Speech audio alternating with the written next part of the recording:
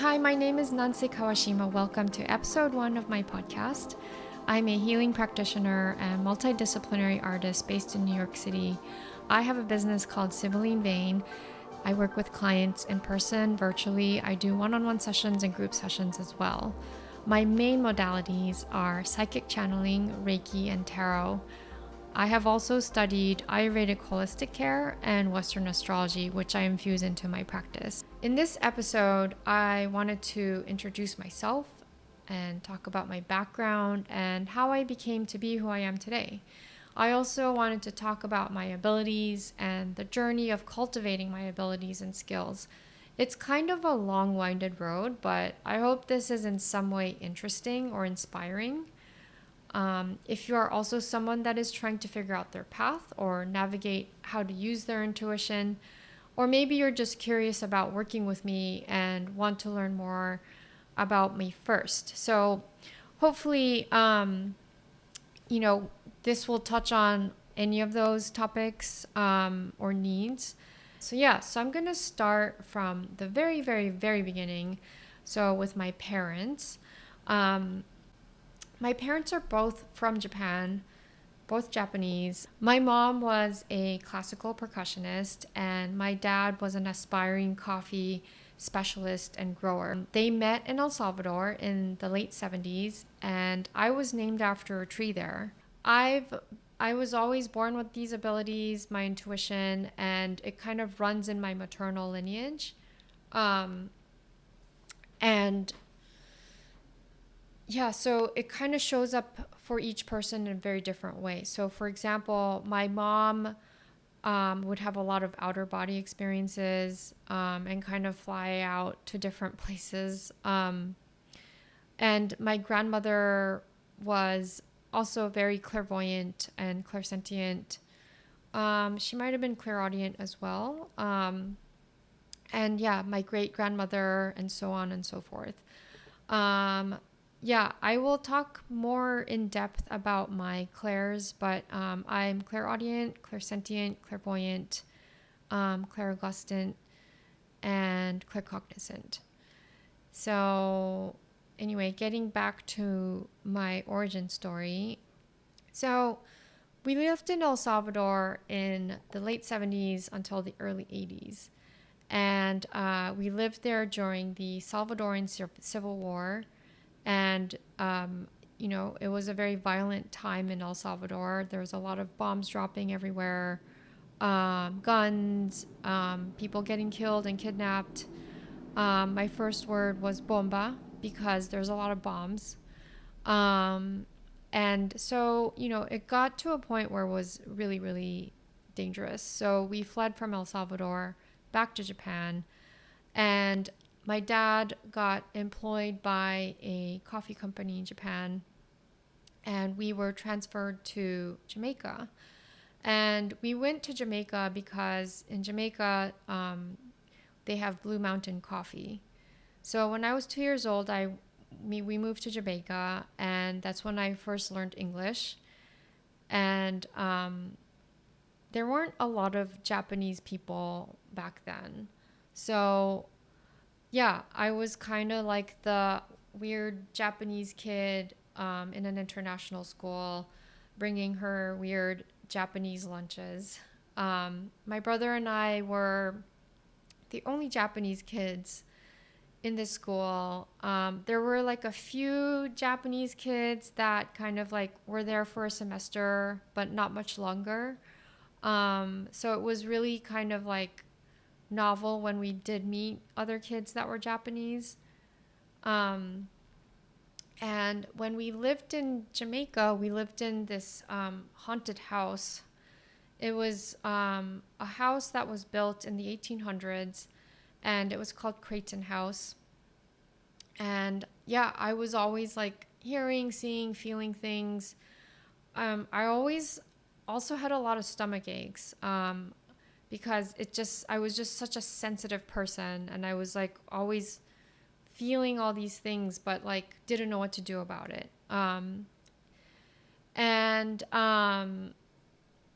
Yeah, Creighton House was this like large pink house, and there's a lot of like coffee that grows around it. And that's, part of why we lived there and we were housed there by the company. And, as a matter of fact, you can actually visit there. It's now open to the public to visit. If you're a real big coffee nerd and you happen to be in Jamaica, like that might be really interesting for you to visit. As a kid, I was kind of like a girly girl. I liked like fantasy and, stories about princesses and queens, like dolls. But I was also a real tomboy. So I was always kind of like running around with a machete and like cutting down sugar canes and, running around the coffee field, wrestling with my brother and climbing trees too. And I was also like this little psychic kid.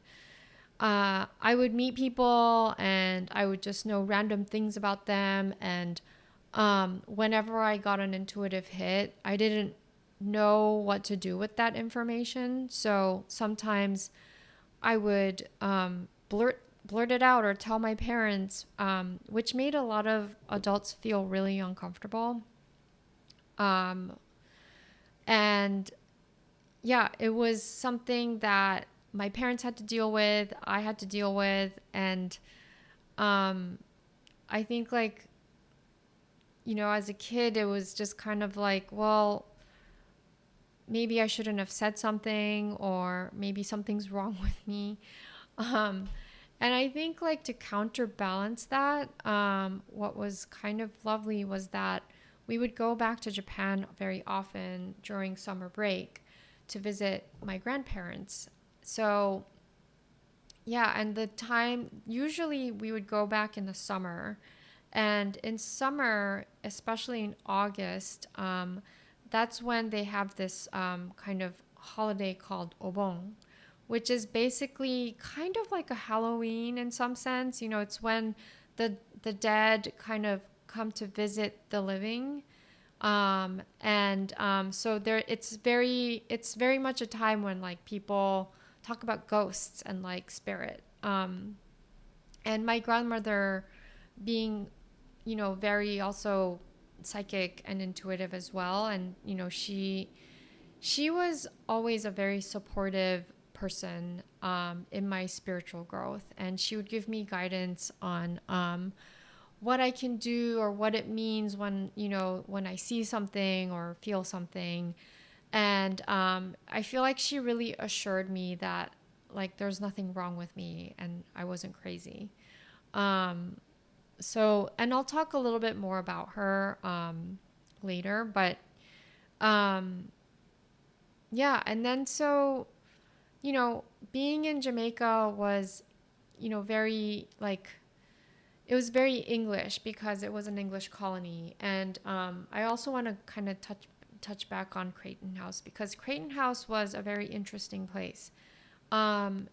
It was a house that a lot of governors lived in. And if you know anything about Jamaica, Jamaica was an English colony. So there's a lot of like English governors that settled there and lived in this house. So, obviously there were slavery involved and a lot of like power dynamics involved. And I think that's part of why it was so haunted, was that there was like so much history and, so many things had happened in this house. The other thing about Creighton House was that there's a lot of original furniture and objects from that time. So I feel like when there's a lot of old objects and furnitures that are still in a space, like it really amplifies that energy of the spirit and the space. So I think that could be part of why it felt even more, this kind of spirit energy was more potent. Yeah, so then, we only lived there for a couple of years and then we moved to a different place.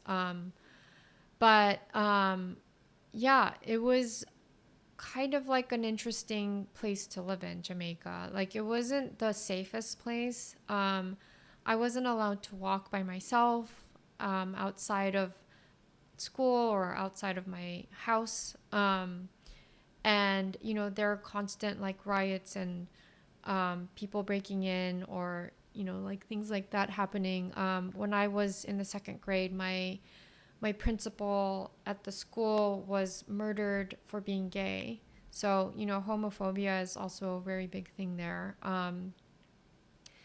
So I don't know about now, but, at least back then it was.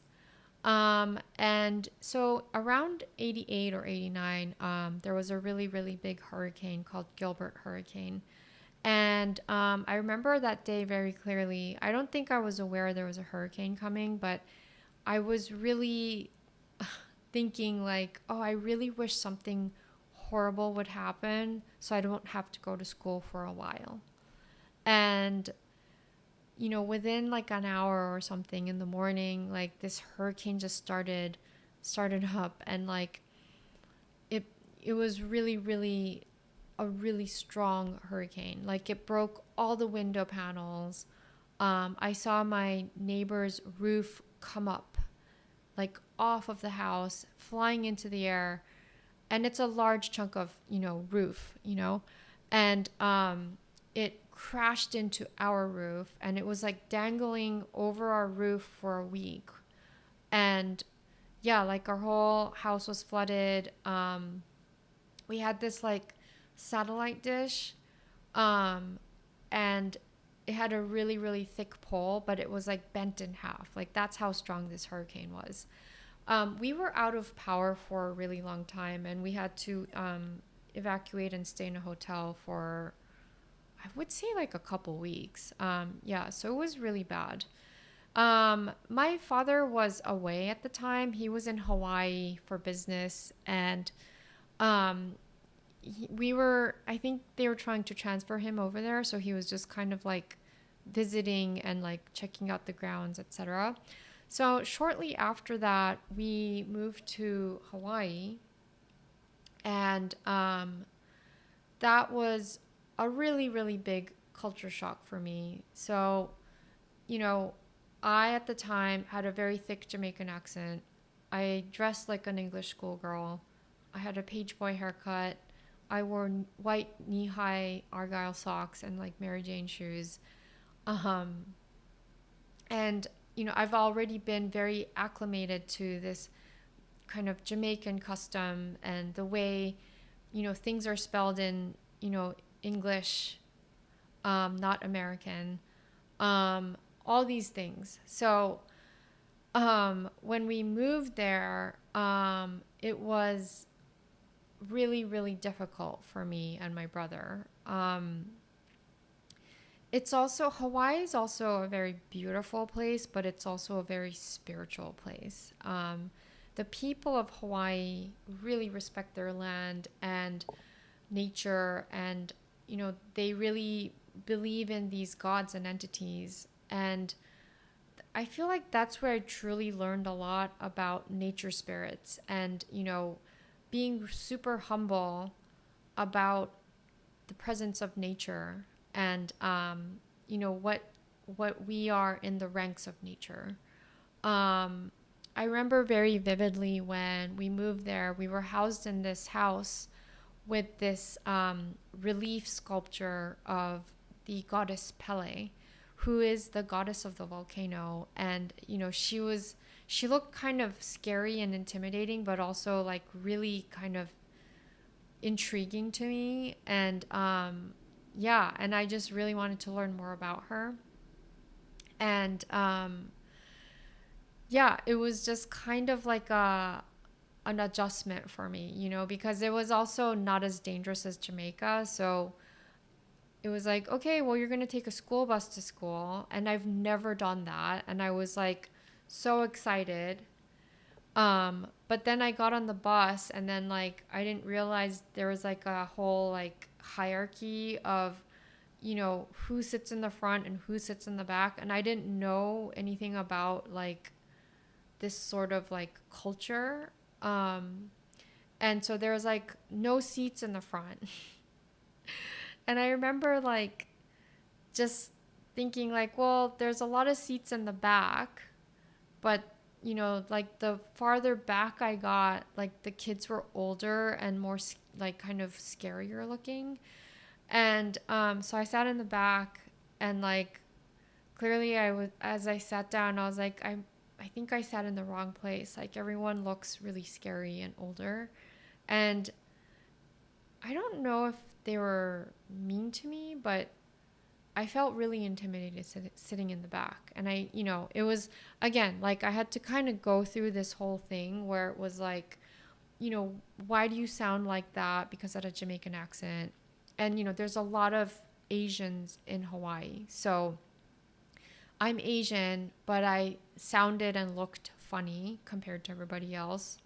Um, and so they were like, why do you sound like that? Why do you dress like that? And it's in like the late 80s and 90s, so it was like everyone's wearing neon colors and t-shirts and bike shorts. That was like a thing, like Reeboks, right? And like a side ponytail, and here I am looking like a English schoolgirl. So, and then again, like the lunch thing, like my mom would make me these um like tea sandwiches, like it was like very like triangular and perfectly like triangular and square, and like the sides were cut, and everyone's sandwich looked like they still had the crust on it, and it was just kind of like thicker and bigger, and like there's just more stuff in it. So I think a lot of people were kind of like, why does your sandwich look like that?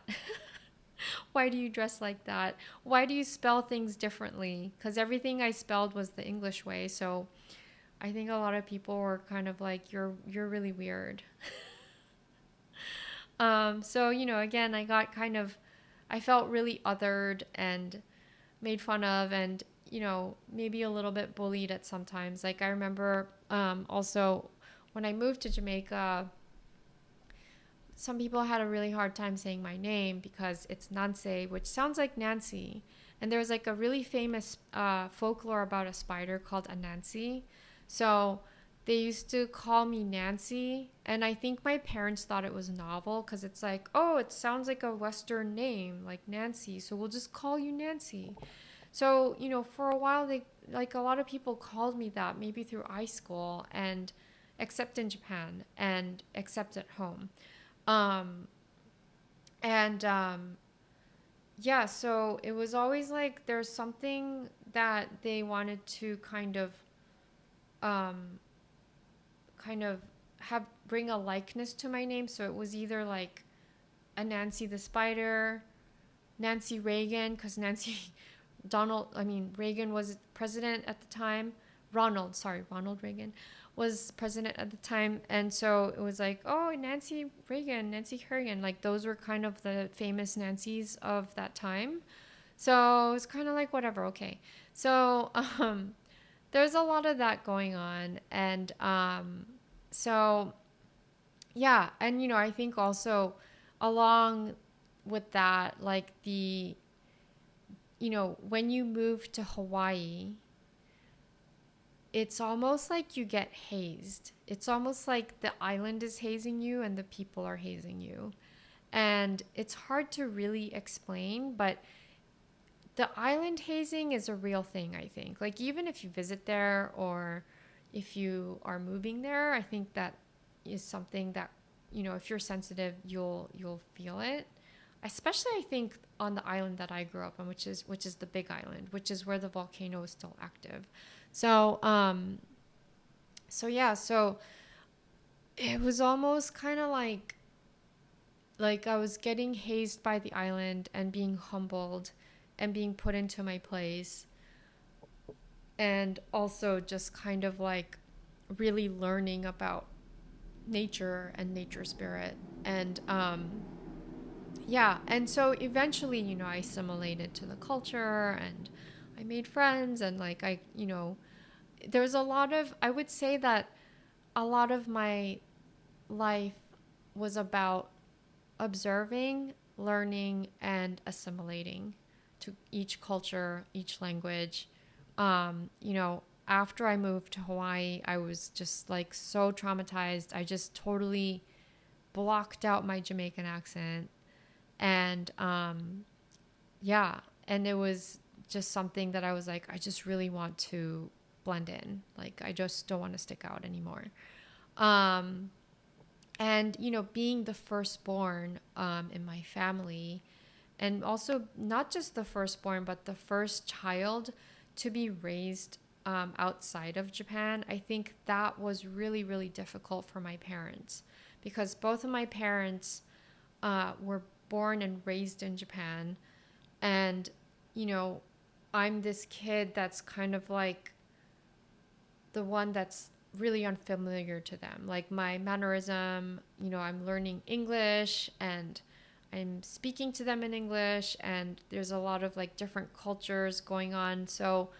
Um, so I think for my parents, it felt really, really scary because I think for them, it was kind of like, oh, maybe our daughter's, like a bad kid. And I was definitely, um, a very inquisitive person. So they would be like, you can't do this, or you have to do it like this. And then I would be like, oh, but why? Like, I would want to know why I'm doing it a certain way. Or I would be like, well, can I do it like this instead? Or, I would kind of challenge them, which is like such a manifestor child thing to do. And yeah, so I think that between that and like being raised in a different culture, they decided that I should go to a boarding school in Japan. And so I was sent kicking and screaming to a Japanese boarding school that was also super religious. And my dad was, part of this religion. And yeah, and so that was like my prison to me. This was in middle school. And it was really, really, really difficult. I would say that was probably the worst part of my childhood in some ways. I was, at the time, I had been, going to the beach a lot in Hawaii. So my hair was like light colored, and, I was wearing a lot of like surf brands. I was boogie boarding. I played tennis. So I was also really tanned. I was in the sun a lot. I was very kind of like Americanized at that point. So very different from my time in Jamaica, looking like a English schoolgirl. And so yeah, I got there, and they were, immediately they were like, well, you have to dye your hair black because you can't have light colored hair. And it's not like I dyed my hair. It was just light from the sun. Um, and I think I was like wearing mascara at the time. And they were like, you can't wear makeup. And, um, and I had to wear a uniform, like a sailor uniform, which they don't have in Japan anymore because now it's so fetishized. So yeah, but back then it was like a sailor uniform. And it was so strict. There was like, no, you can't date boys. You have a curfew. You have to, have some kind of after school activity. And there's all these like rites and rituals and like chores you have to do in the dorm with fellow classmates. So yeah, and I also got bullied a lot. Japan is about the whole culture is about conformity and not individualism. So I was constantly misunderstood. I didn't fit in. I felt othered. And it was also a very it's a very hierarchical culture. So everyone in my grade like absolutely bullied me, gave me a hard time, and I feel like the people in other grades that were higher or lower were like intrigued by me and wanted to like ask me a lot of questions about where I'm from and blah blah blah. But like that just made it worse for me because the kids in the same grade as me didn't want me having so much attention. And I also later found out, I don't remember when, but like years and years later, somebody was like, your class and your grade, they were the meanest class of all the years. So I'm like, well, that makes a lot of sense because I got so much shit from them. Um, so I was kind of like, I'm glad that it's not all classes that are like that. But yeah, I got really, really bullied a lot. And, the silver lining to those 2 years that I went to boarding school was that I learned a lot about rights and discipline. I learned a lot about Japanese culture and, like I spoke Japanese, but like I really learned a lot about the nuances of Japanese, like the hierarchy that goes with language. It's like, there's a certain way you talk to people the same age as you, as opposed to people that are older than you. And depending on how close you are, like, in terms of relationship, like you might talk to certain people in a different way as well. Um, and people that you respect, like you talk to in a very different way too. So I definitely got to learn and practice that, which was really, really great. Um, but I was not into religion. It was kind of like, based on Buddhism, but not really Buddhism. And it felt kind of culty to me. So I was really not into it. And yeah, and I definitely had some ghostly things happen. Um, I used to get paralysis at night, but the only thing that really made an impression was when I had paralysis while I was sleeping one night. And, you know, when I was paralyzed, I opened my eyes and I saw this man like on all fours, like crouching over me. And his flesh and his skin was like melting off of his body. And, it looked really, really gross and intense. And, there was like a mantra that my grandmother told me to say whenever I had paralysis or whenever I saw something or I felt really uncomfortable, like spiritually. So, and my grandmother's Buddhist. So I would just say this mantra like Nam-myoho Renge-kyo, like over and over again. And, eventually as I was saying the mantra, like I became not paralyzed, and this person just kind of disappeared. But that was like really one of the most scariest things that I probably experienced at that time. And I think in retrospect, when I think about it, I think this person was from World War II. And yeah, I think that he definitely died that way.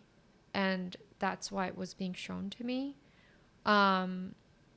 So I think I would have received it very differently as an adult. But as a kid, it's really hard. Like, you don't really know what to do when you see that. And you just think you're like, this person's going to like haunt me or like curse me or something, or eat me up or something, So, yeah. And I think that was, like things like this would happen a lot to me growing up, even in Jamaica and Hawaii. And like, eventually I just kind of wanted to close that door. Like, I just kind of was like, I just don't want to see this kind of stuff anymore. So yeah. And so I didn't like boarding school at all. It was my prison. And so luckily, on breaks, like short breaks, I would go home to Chiba, which is where my grandmother lived, which is kind of like the New Jersey of Tokyo. So I would go back to visit her on short breaks. And on longer breaks, I would go home for the summer to Hawaii. And one summer when I was home, and this is one of my other very significant moments, that, it really was kind of like a significant moment for me that sort of like was a moment where I felt like in retrospect, it was a test. Like it was kind of like a test of like my intuition.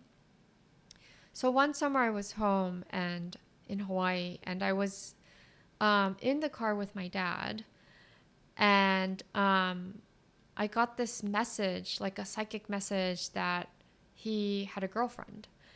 And so, just so you know, like whenever it's like a psychic message, it never feels like it doesn't feel emotional, and you don't feel anxious or angry or anything like that. It's just like a message that comes through and you're like, oh, okay. So I got this message, and so I was like, so Dad, you have a girlfriend? Because I was like, oh, I really want to know what's going on with this. So, and then he just flipped out. Like he just like lost it. He was like, how dare you? Like, of course not. That is so like blasphemous and rude, da da da. And, to begin with, my dad was never a fan of my intuition. He was intrigued, but I think it really freaked him out. Probably because he had a lot to hide and he just didn't want like anything to come out, but yeah, and I think like that was just yeah, that really pushed a button for him. And so at the moment when it happened for me, I was kind of like, oh, that's so weird, because my intuition's never wrong. But he's my dad. And why would he lie to me? Or like, I can't believe I upset him so much. So it was very, very confusing for me. Because on one hand, I was never wrong with my intuition. But I have this, fatherly, paternal figure that's really upset.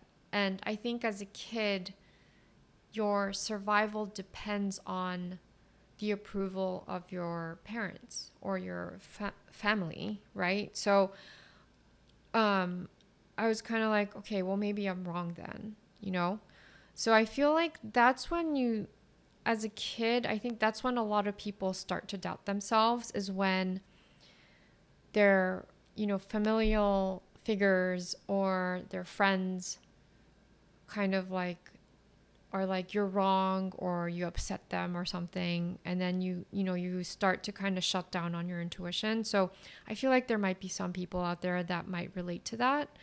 And so anyway, so I go back to school, and of course, like 9 months later, or a year later, maybe 9 months later, it was revealed that he actually did have a girlfriend. And he did have a girlfriend even the time when I called him out on it. And so my parents decided to divorce. And it was a very, very difficult time for me, because I was the only one in the family that was in Japan.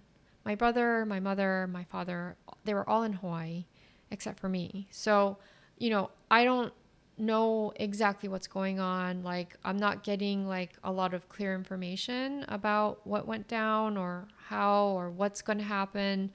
So it was really, really isolating for me, and also really frustrating, because,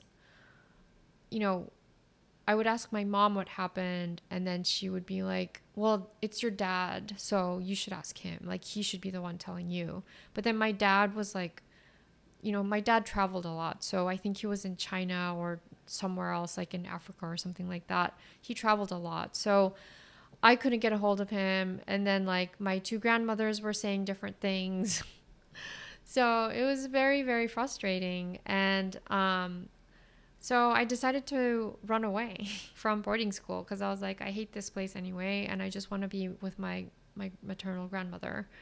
Um, so one of the days when we were cleaning, because the dorm life there was, there's a lot of like cleaning and chores. So we would clean like in the morning and at nighttime before bed.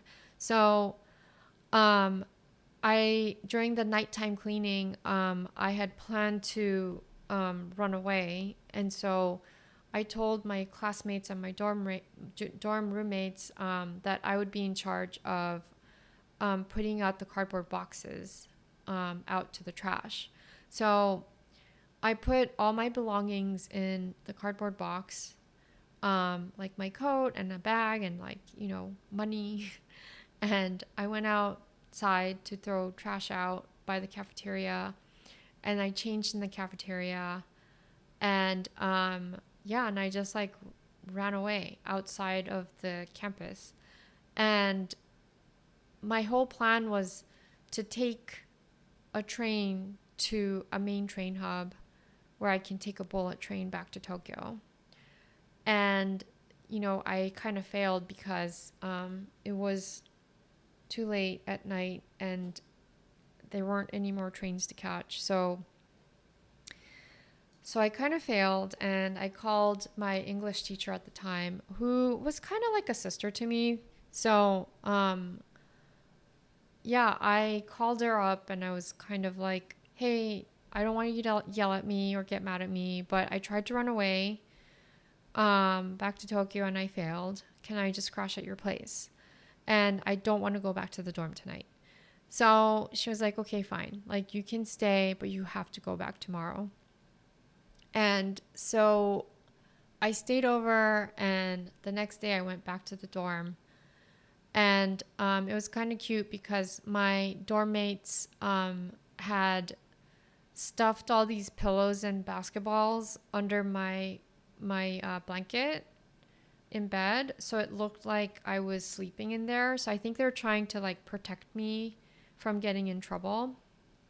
But obviously they found out, and I was really worried that like the teachers were gonna make me pull weed out of the courtyard for like weeks as a punishment. But I think they understood, what I was going through. And also, at the time in Japan, I don't know about now, but divorce was very rare. It was also very frowned upon.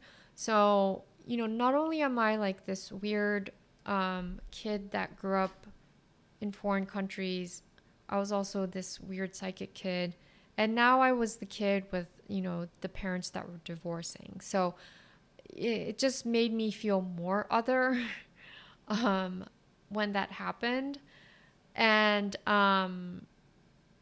luckily, when my parents divorced, I was able to go back to Hawaii and live with my mom. So I did that. And I spent the rest of my time from 15 till I graduated in Hawaii. And once I got back, I kind of went 180 to the other spectrum. Like, cause I was in a very strict Japanese boarding school. And then I kind of like went the other way. So I was like dyeing my hair. I was smoking cigarettes and hanging out with skaters and surfers and like going out to parties and, all this stuff. And so that was like my rebellion against like being in prison and also, living through my parents' divorce. And yet I was still, the weird psychic teenager.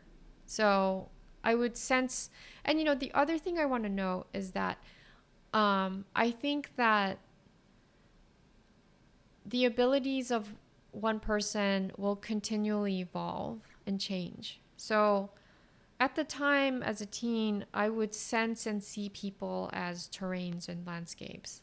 So I would see someone and, maybe they would feel a little bit swampy and like kind of really stubborn and stuck, like, but really deep and maybe knows a lot of things. Or maybe I'll meet someone and they might feel like a beautiful tropical island, but really hard to get to because it's like the water is super deep and, the island is farther away. Or something like that. Just an example. And yeah, and like sometimes it would be accompanied with, the types of patterns and actions or the way their mind works as something that I would see. Um, yeah, and so that was kind of how my um, intuition and abilities were working at the time. I was also experiencing a lot of like UFO sightings and, a lot of like prophetic dreams.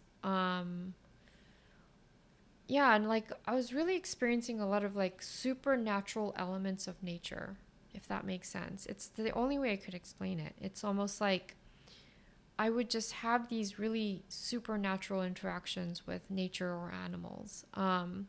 So that was also something really special about Hawaii too, is that I was experiencing a lot of these things. Um, and so when I was a teen though, I didn't want to be stuck in Hawaii. Like I wanted to live in a city and learn about art and design and really immerse myself in it. And Hawaii was definitely not that place. So after I graduated high school, I moved to Japan and I studied visual design in Tokyo, and I lived with my grandmother. So again, like grandmother on my maternal side, and even as a child, she taught me a lot. But when I lived with her, I feel like that's when I really, really got to spend a lot of time with her, and she was really kind of just. I feel like that was like a really important time for me, not just like with her, but like really diving deep into design and music and art culture. And I was really lucky in that I got to meet a lot of friends that were older than me, and they really took me under their wings and taught me a lot about movies and fashion design and furniture design and culture. And so it was like a really great mix of all those things that I got to immerse myself in at the time. So I would almost say like that was one of my favorite times of my life because it was so inspiring and I learned a lot. Um, and yeah, and like living with my grandmother was great because she was also doing this type of astrology. In Japanese, it's called Kyusei Kikaku, and in English, it's called Nine Star Key.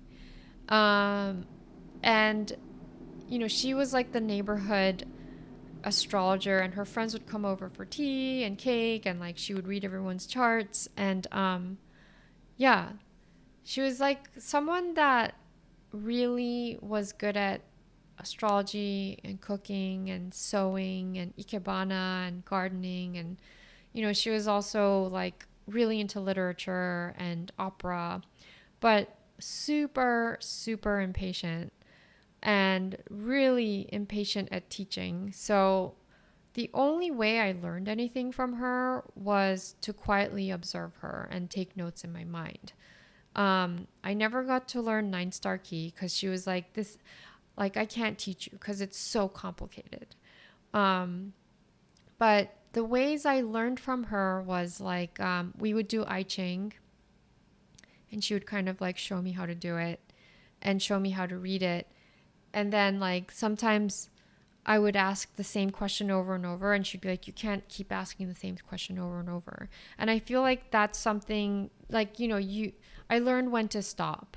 And I feel like that's something that happens sometimes with tarot. It's like some people are like, I don't like this card. So they'll just want to keep pulling they'll keep wanting to pull the card, but it's always like the same answer. Or the answer is like no more. So I feel like, those are like really fundamental things. But, or like, I would learn about, like if someone was visiting the house, or we would, like meet, like have some kind of interaction with somebody in public. And then she would, pick up on their energy and tell me what she felt. And that would always confirm how I felt or what I picked up on. Or, maybe there's something that I picked up on, but I couldn't articulate it, but she would like articulate it and I would be able to make sense of that. So I feel like that was a really good lesson for me, like someone that's older to kind of like, she was really inadvertently teaching me. Um, the other thing too, I think when you're younger, if you meet someone and the energy doesn't feel right, or like maybe there's something about the person that you're interacting with and it doesn't feel good or uncomfortable, then like you can get really defensive or reactive. And because she was much older and also she was a Libra, so I felt like even if she felt that way, she was really, really polite in her reaction and really graceful about how to excuse herself. And so that was also really something good for me to see and learn from her. Which, it took me a while to kind of like really adhere to that. I mean, not adhere, but like to learn from it and kind of practice that. But it was really good to have like an elder kind of show me that. Um, the other thing too is, whenever she did a chart reading, and there was like a difficult message to relate to her clients, like she would do it in a very graceful way. And, after they had left, like she might tell me something in a more straightforward way where it was kind of like, um, that person's wife is not really compatible with him, and these are the reasons why. And, he might get screwed over.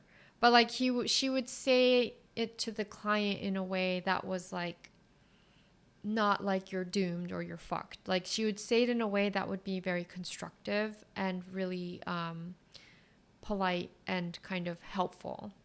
Like I feel like there's so many different ways to deliver a message, and I feel like that was something that I got to see her do in practice.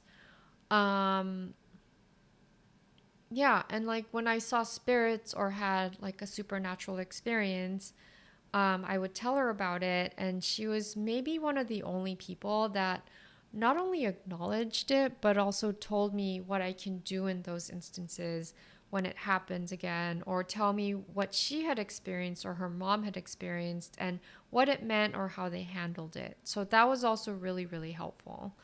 Um, and yeah, so grandma really played a big role for me. And, when she passed away, that was really difficult for me because I was so close to her, and she used to give me like an annual reading or like years ahead. And I think what's interesting is like that was really around the time when I started to study astrology for different reasons. And now it's like, okay, now I can kind of like read my own charts, which really helps. And so it's funny how that works, because it's almost like if you have a source that's going to constantly provide you this information, then you're never going to like try to learn it yourself. So I think that was kind of like a moment of like, well, I'm going to just learn how to do astrology. And I don't do 9-star key, but I do Western astrology, but still, like it's still astrology. So I think that's also interesting. I, speaking of astrology, I never really wanted to pursue that as a career.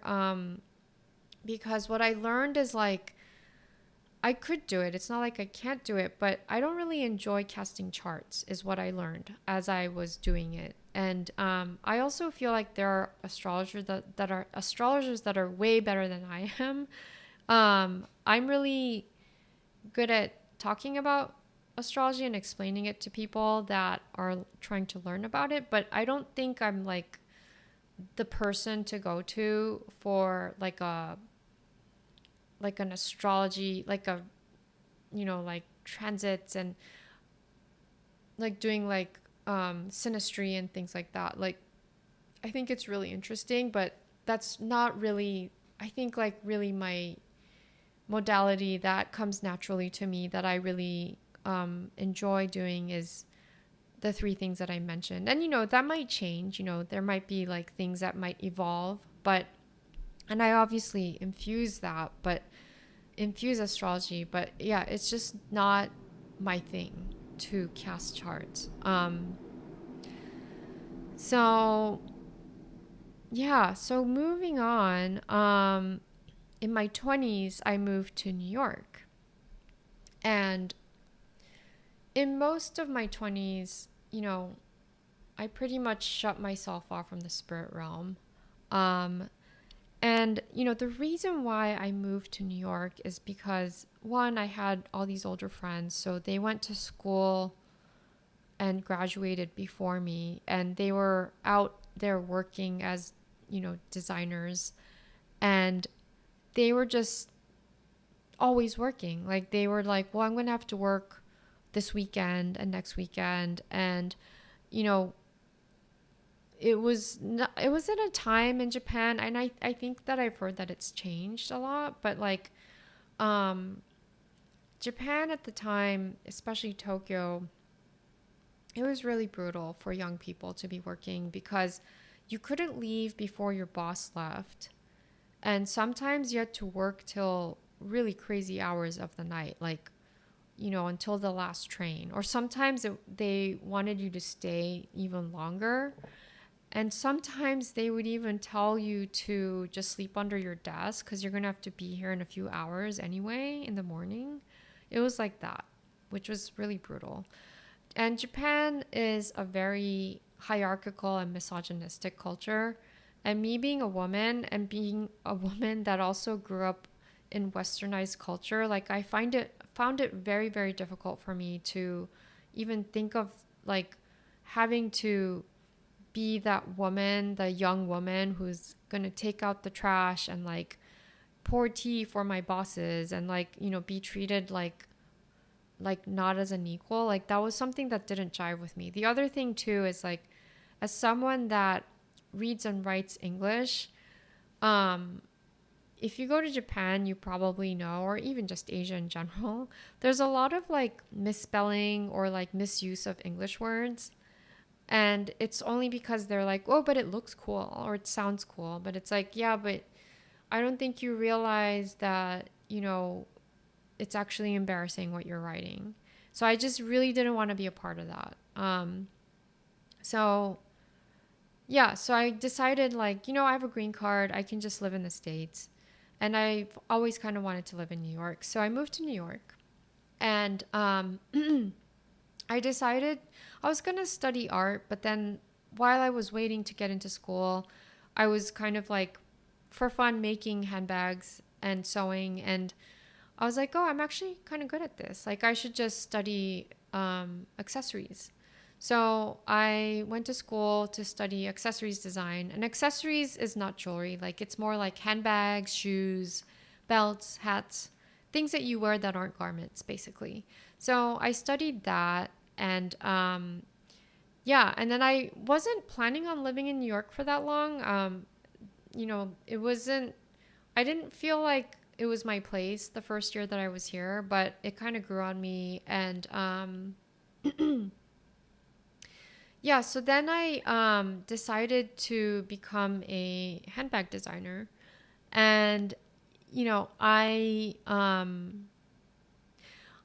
again, like in my 20s, I really kind of shut off myself from the spirit realm. Like I was kind of like, I don't want to see any ghosts, or, just at least don't show me anything scary or intense. And I definitely felt like my peers at the time were weirded out by some of like the insight I was getting. So I was kind of like, okay, I just want to be normal and cool. So I'm not going to show this part of me. So I kind of shut that down. And however, the only time that I used my intuition was for design. So when I worked in design, I found it really, really helpful because in fashion, you have to design like 9 months to a year in advance, right? Before it hits the market. So, you have to design something that's going to be relevant and interesting for people in the future. So I think that was really helpful for that.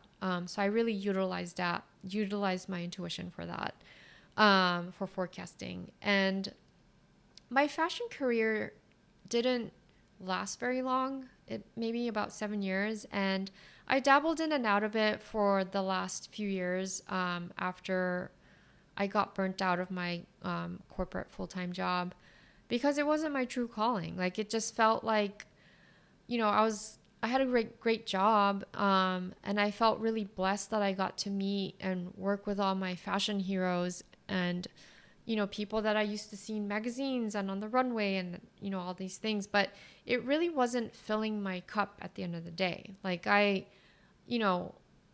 felt like I was getting really great gigs, and I think my parents were really proud of me, and my friends were really proud of me, but I was kind of like, this isn't really it just doesn't feel right. So I quit. And actually the reason why I quit was also a pivotal moment in that it was right around my Saturn return. And it's when the spirits came back to me in full force. And yeah, I mean, I really, really shut it out for a while. And like, I would still see things and feel things, but I was not really like entertaining it. And it wasn't that mind boggling to a point where I was like, I just need to change my life. But I was in London at the time for business, and I was staying in this hotel room where there was like a large fireplace in front of the bed. And it was the end of the day, late at night. And I was like just crying hysterically because I was just like, I don't know what I'm doing with my life. Like this feels so like empty, and I'm so burnt out because at the time I was traveling all over the world for meetings and like, fabric shows and trend forecasting, whatever.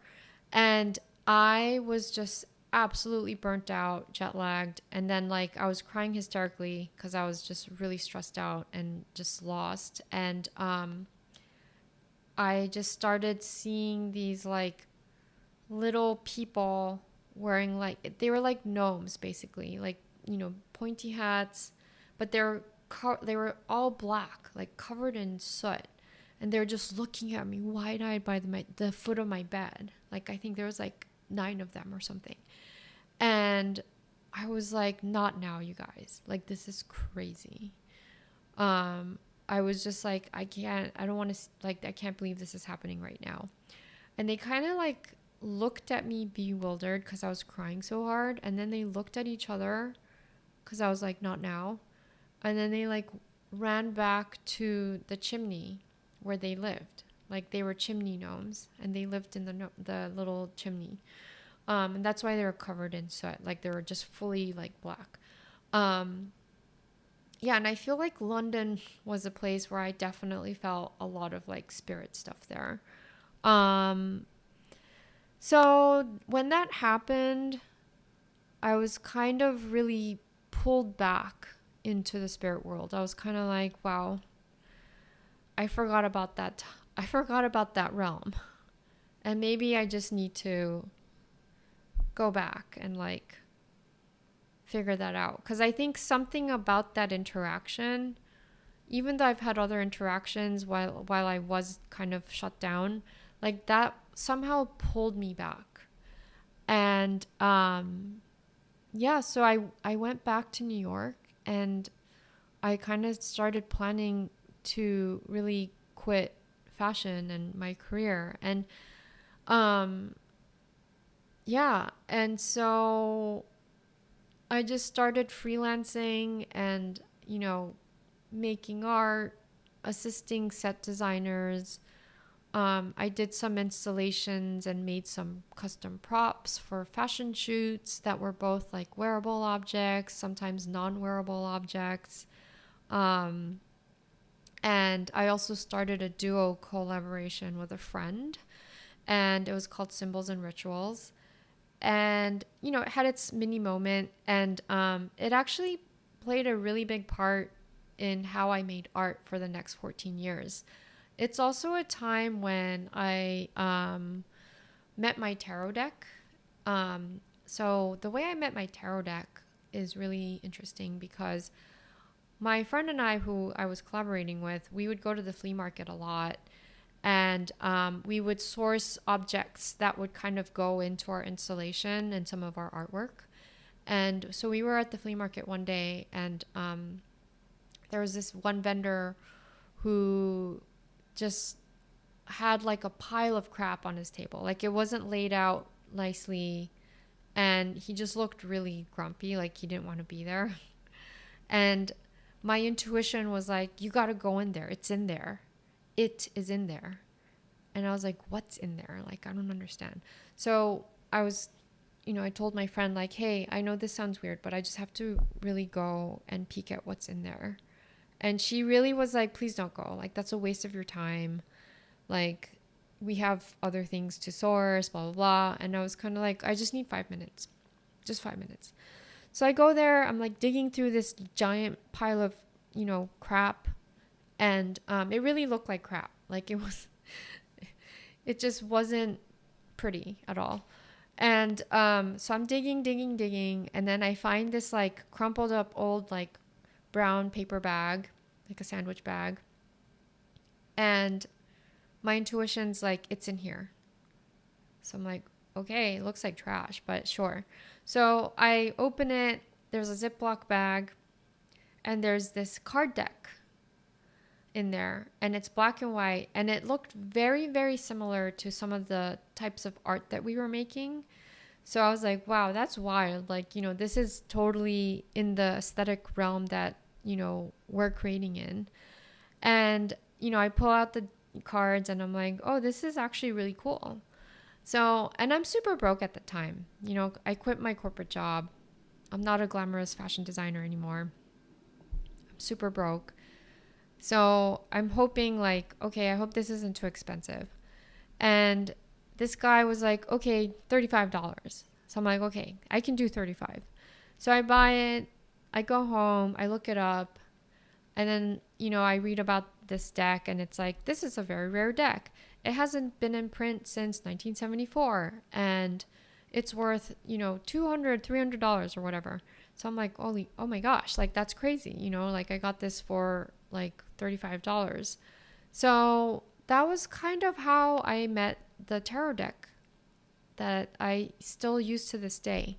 And, if you're curious, it's called the New Tarot Deck, although it's totally not new. It's by Horler and Hurley. It was made in 1974. There's not a lot of information about this deck, and it's also very quirky. It's very small. The court cards are all zodiac signs. The air element is circles and pentacles, and the swords are earth. So it's kind of swapped. So it's not really like the Rider-Waite-Smith deck at all. Yeah, it's kind of its own quirky little thing.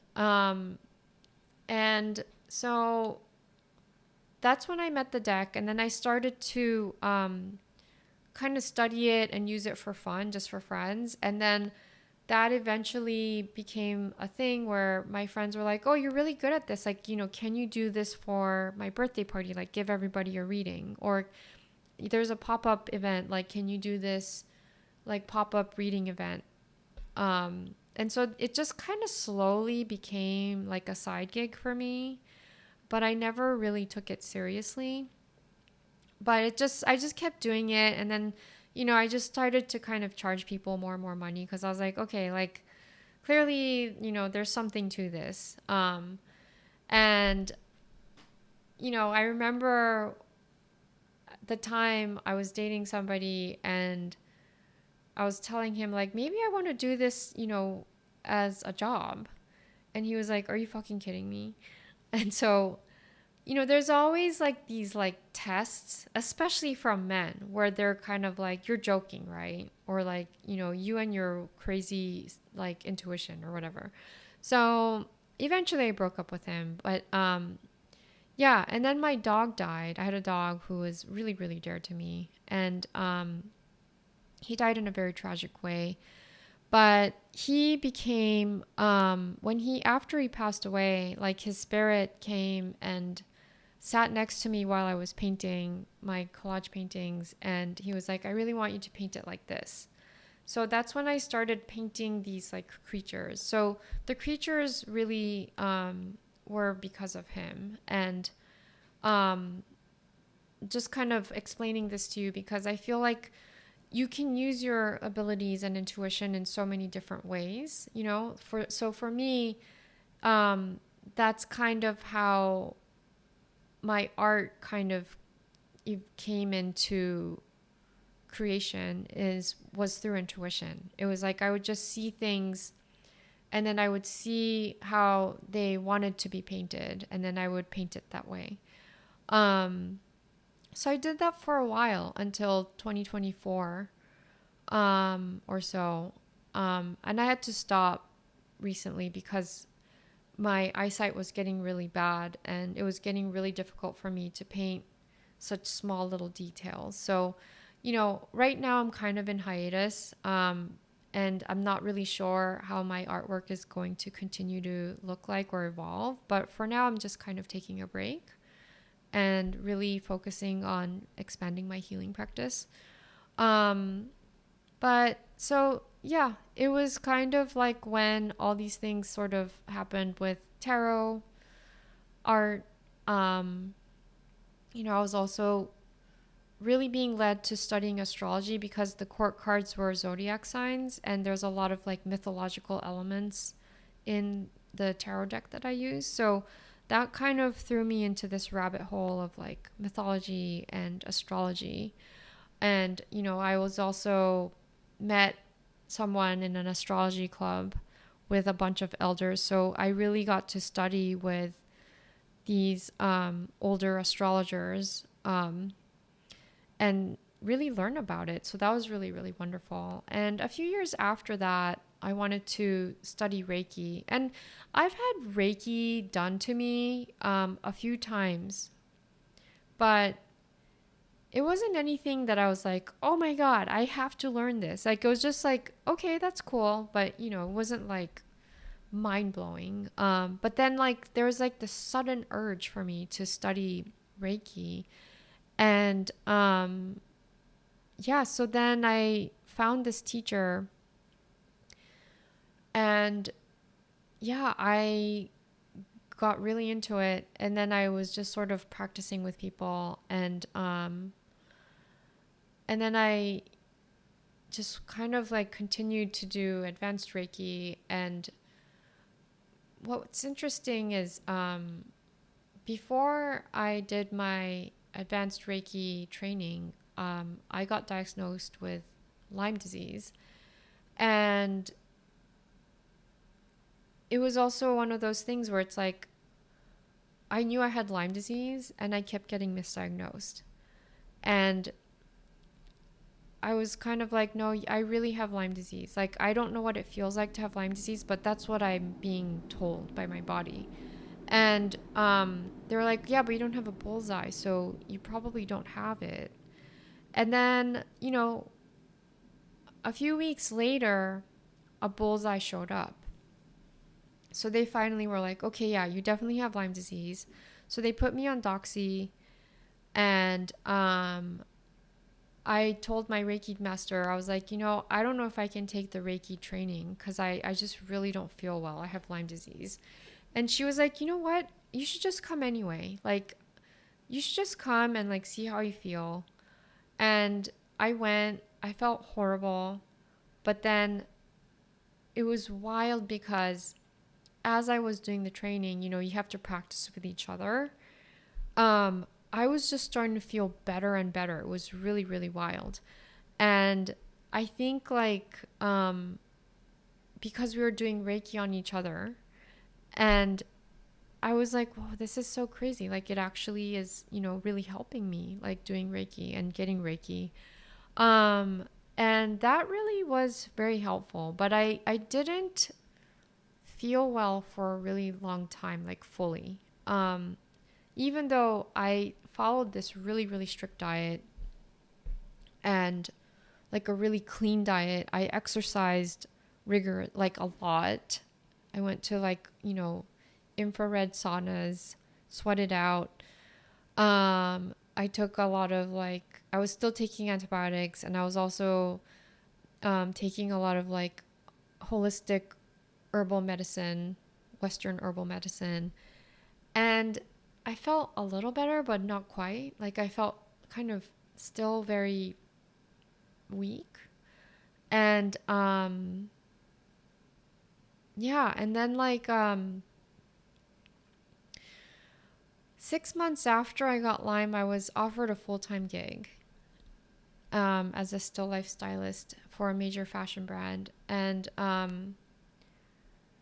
I still work there when I'm not working as a healing practitioner right now. Um, and around that time, I had two different friends from different circles tell me about this Ayurvedic holistic doctor. And I was like, at my wit's end at this point. I was kind of like, whatever, like, I'll try anything, but I'm not like expecting anything to work. So I go to this doctor, and she checks my pulse, and she's like, okay, this is what's going on. This is what your imbalance is. And she was able to detect things that I was feeling and experiencing that I've never told anybody. Like my gums were always bleeding after I ate like really hard things, or like I had like kind of like not like my digestion was not great. And just like all these things like brain fog, and my skin felt really dry, and I felt like very tired.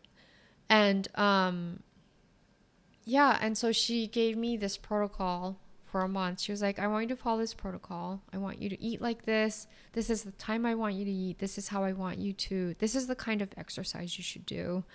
These are the, herbs you should take. And it wasn't like some Ayurvedic doctors, they try to like make you buy all these crazy herbs, and it's crazy expensive. But she wasn't like that. She was just kind of like, this is what you get. And it wasn't like anything like exorbitant. Like it was like, very doable. And so I followed this protocol for a month to a T. And believe it or not, like I felt much better. I also looked younger and more radiant and healthier. And I felt way more clear-headed. And all my symptoms were gone. So I was like, whoa, this is wild, because I remember in my 20s, I took like a Ayurveda test or something, like a quiz, like, to find out what my dosha or constitution is.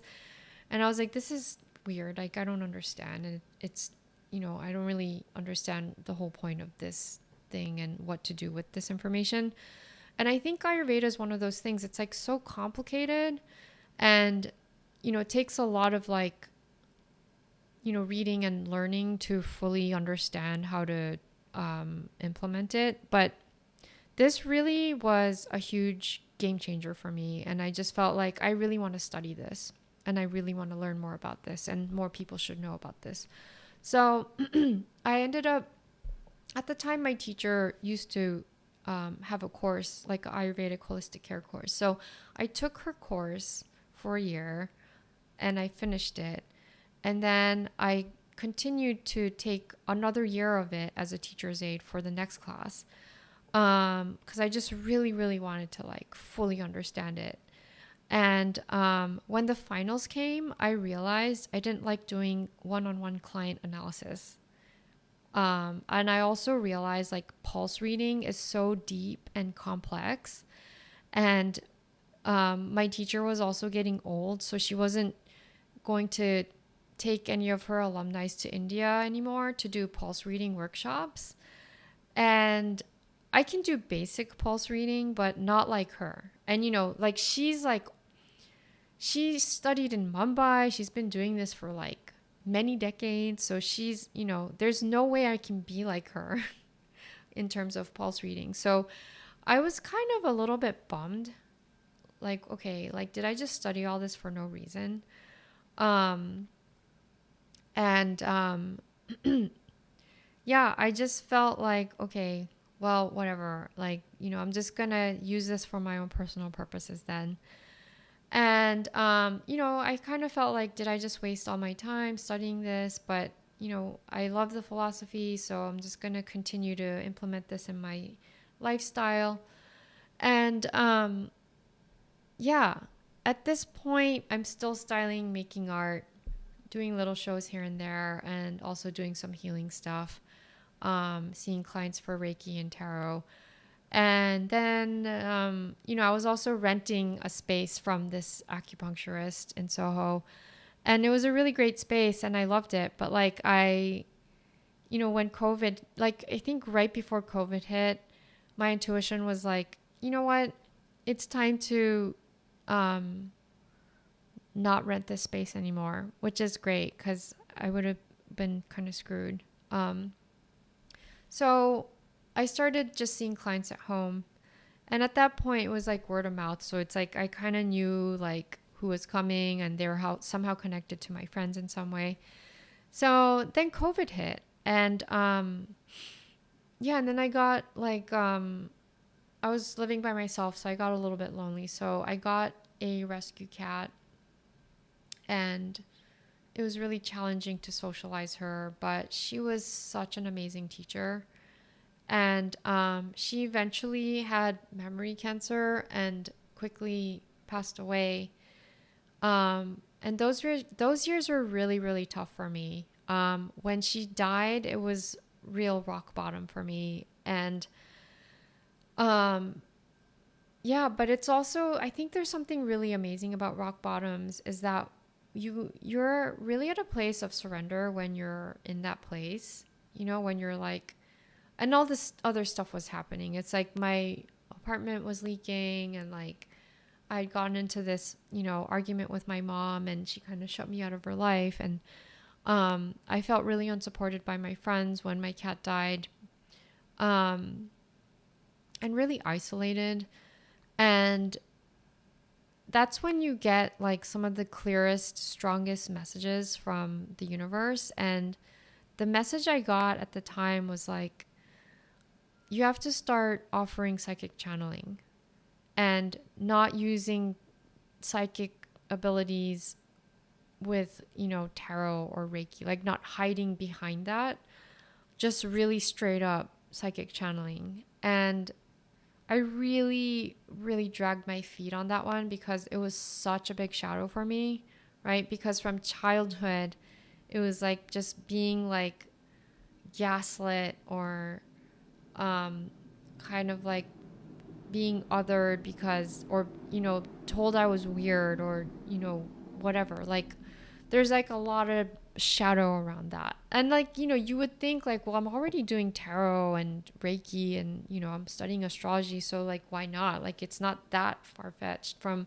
the other things that I'm doing. But for some reason, like the psychic channeling part was like a real, real big shadow for me. So I didn't do it for months, even after I got the message. It took many months. And then finally I was like, okay, fine. I'm going to experiment, with a couple people, like a couple friends that I kind of know and not too well, because I don't want to get influenced by the information I already know about them. So, I did I did like about 10 people. And then even from the very first one, it was kind of like, oh, okay, got it. Like, this is actually so easy and natural to me. And people are actually really benefiting from it. And, I was able to see and feel what's going on in their body, the imbalances. and also like what kind of like patterns they have in their mind or their psyche, and other insights too, like things that like sometimes I would see like one of them, it was like, oh, this is your, I'm seeing this, and it's like a reoccurring dream that you have, or this is the dynamic you have with your partner or your siblings or your family, or yeah, just like really random but super relevant insight to some of their questions that they had, that they wanted answers about. And seeing their imbalances, especially in their body, that's when the Ayurveda came in handy. I was like, oh, I know how to balance this out. And so I was able to give them like advice on like, okay, well, there's too much fire or too much water. So this is how you can balance it out. And that could be through whatever you're eating, or what type of exercise, or, what type of like lifestyle routines you should implement into your life. So that was really interesting. And, I still do tarot and Reiki, and I love doing Reiki and I love doing tarot. But sometimes psychic channeling it's almost like it reaches other areas and facets that Reiki and tarot can't reach. So I actually really enjoy doing channeling too. So yeah, so doing channeling, starting channeling and offering it to my clients was a huge, huge, huge coming out for me. And, not relying on tarot and Reiki, and just doing solely psychic channeling as a session in itself. So yeah, so that's kind of how it's all been kind of how I've been piecing all the puzzles so far. And it's going to continuously evolve and like change probably, but that's kind of where I'm at right now.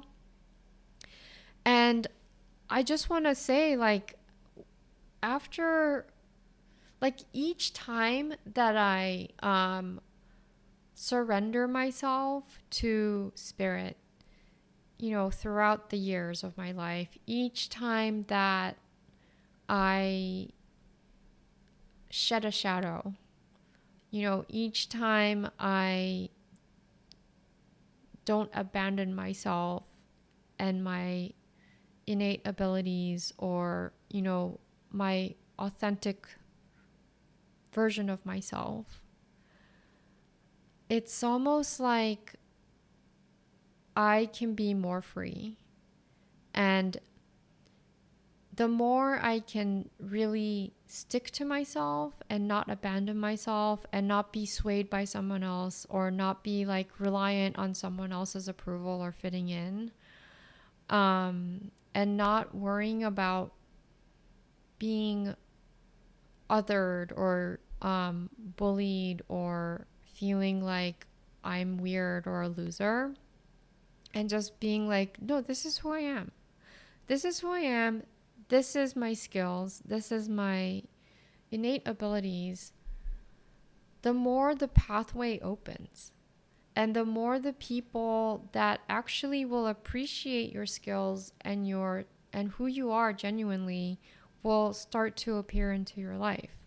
That's what I've been learning.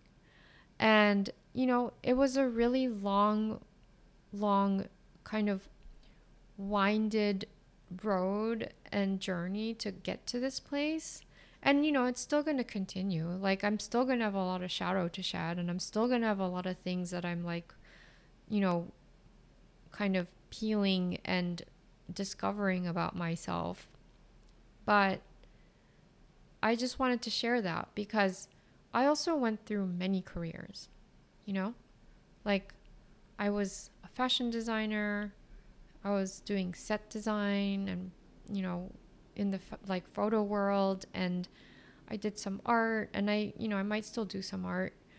I genuinely think that healing is art and art is healing. And I I don't really, it's a little bit sad to me that like the art world is basically like a place where rich people trade art like they're baseball cards, because it's not.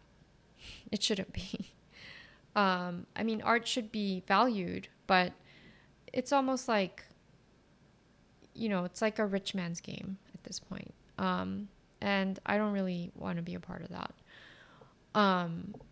Anyway, but what I really want to kind of say with this story is like, there's a lot of feeling of like victimhood, like why me? Why is it hard for me to live life? Why am I always getting picked on, or why do I always have to stick out like a sore thumb, and why can't I fit in? And then it turns out like the why me part is actually my purpose, why I'm here, and what I'm meant to be sharing and doing, and sharing with people. So, yeah, I think that your superpower is usually the thing that you think is the part of you that you really feel like is the biggest shadow, or your weakest thing, your weakest kind of like little wound, but it's not, if you reframe it. So I hope that was interesting for you, and I hope you got to kind of get an idea of who I am. And I also want to say, like I moved around a lot and it wasn't easy. And, my parents being super Japanese, I didn't really get a lot of emotional support that I wanted. When I had like a bad day in school, when I felt like I didn't fit in and I felt left out, or I didn't understand like the school curriculum or what I was studying. It was not easy, and moving around a lot was not easy. Like having to get used to all the different cultures that I had to start new with, like that was really difficult for me too. So I got to really explore all those kinds of all kinds of ways for me to find safety and harmony through making art, through creativity. I was also really big into, even as a kid, I was really big into making my room look the way I wanted it to. Like it was like my world, and just the details that I would place into my room making, and like what I was wearing, and that was like my way to kind of like have some kind of stability and world building for myself. So yeah, I think that those are the skills that I really learned to do.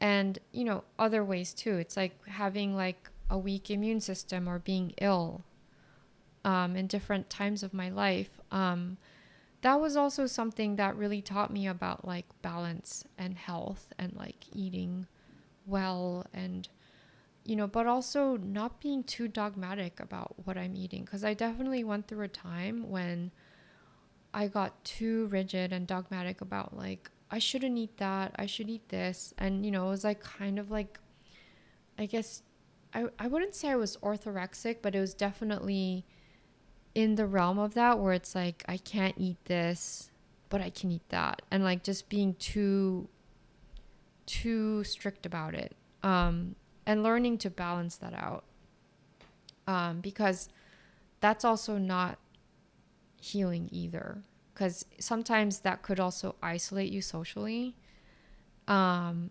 that's not good either. So there's a lot of things that I had to learn, like to create harmony and balance in my life. And also like really learning to love myself for who I am. So, and that's like a continuous journey, but I definitely feel like every year more and more, I just feel more comfortable in myself and more comfortable with my intuition and my abilities and just trusting and like kind of mixing that with logic. Yeah. Wow, I talked a lot. I hope you guys are still listening, and thank you for listening if you are. um, but that's me in a nutshell. Thank you. And yeah, hope you tune in again. Thank you so much.